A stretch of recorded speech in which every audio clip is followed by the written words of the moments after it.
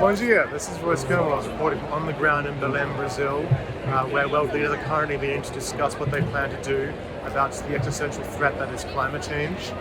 Of course, the big question this year, which is 10 years after the Paris Agreement was signed, is whether the world is serious about the issue or whether which countries in particular are losing heart and growing nervous about the prospect of actually finally addressing this critical problem.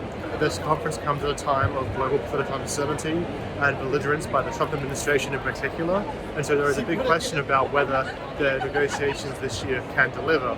Of course, there is another big question, which is whether Australia will be selected to host the next climate change conference in Adelaide, or whether a deadlock in negotiations with Turkey will interfere in that process. It is understood that Brazil has appointed a special negotiator to try and resolve the situation before the end of the conference, otherwise it will go to Germany. But this and other issues raised by this conference you can read about more in this week's Saturday paper.